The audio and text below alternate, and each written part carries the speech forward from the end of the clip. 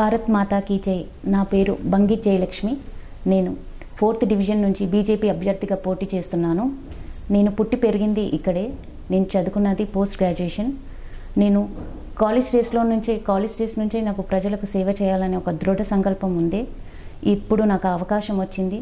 నా డివిజన్ 4 ప్రజలకు అందరికీ సేవ చేయడానికి నేను ముందుకు వస్తున్నాను. నాకు 2006లో కూడా ఎక్స్ మున్సిపల్ కౌన్సిలర్గా పనిచేశాను. నాకు ఆ రాజకీయం అనుభవం ఉంది. అదే ఉత్సాహంతో నేను ఇప్పుడు మీ ముందుకు వస్తున్నాను.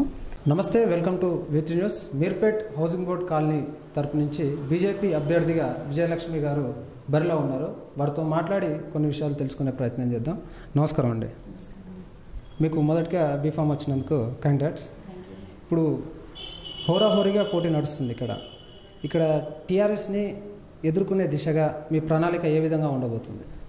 ప్రజెంట్ ఉన్న గవర్నమెంట్ చాలా ఫెయిలియర్ అయిపోయిందండి.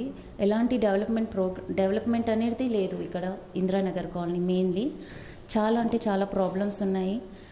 నేను అందరిలో అందుబాటులో ఉండి మీరు ఒక్క అవకాశం ఇచ్చి నన్ను గెలిపిస్తే మాత్రాన నేను ప్రతి ఒక్కరితో అందుబాటులో ఉండి గెలిపిస్తే నేను కార్పొరేటర్ అవుతే మాత్రాన నేను కార్పొరేటర్ కాకుండా ఒక కార్యకర్తగా పనిచేసి ప్రతి ఒక్కరు ప్రాబ్లం సాల్వ్ చేస్తానని నేను తెలియజేస్తున్నాను.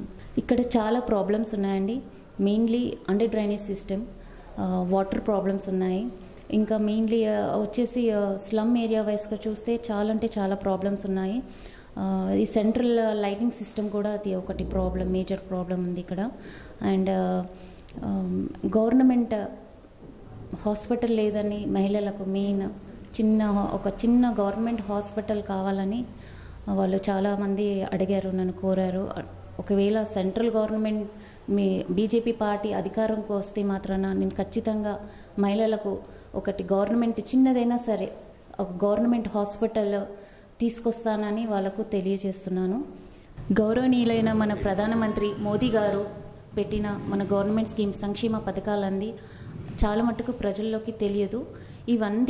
ఇవన్నీ పథకాలన్నీ ప్రతి ఒక్కరికి కూడా అందే విధంగా నేను కృషి చేస్తాను. మీరు పబ్లిక్లో క్యాన్వాసింగ్ చేశారు, తిరిగారు, ఎన్నో సమస్యలు తెలుసుకున్నారు. రేపు ప్రజలు మిమ్మల్ని కార్పొరేటర్గా గెలిపిస్తారు అనే ఒక విశ్వాసం మీకుందా? ప్రజలు మీ పట్ల ఉన్నారా? క్యాన్వాసింగ్లో పాజిటివ్గా రెస్పాండ్ అయ్యారా? నిన్న ఎగ్జాంపుల్ చెప్తున్నా. నేను ఒక స్మాల్ మీటింగ్ జరిగింది మా ఇంట్లో. దగ్గర ఒక 300-400 మెంబర్స్ గ్యాదర్ అయ్యారు. అది బీజేపీ కార్యకర్తలని కాదు, నాన్ బీజేపీ వాళ్ళు కూడా, ఇతర పార్టీ వాళ్ళు కూడా వచ్చి మా ప్రాబ్లమ్స్ ఇవి అని చాలా మొరపెట్టుకున్నారు.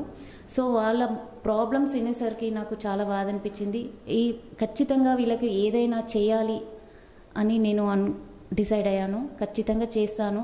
నేను ప్రజలకు ఒకటే చెప్పాను, మీరు పనిచేసే వ్యక్తిని ఎంచుకోమని చెప్పాను.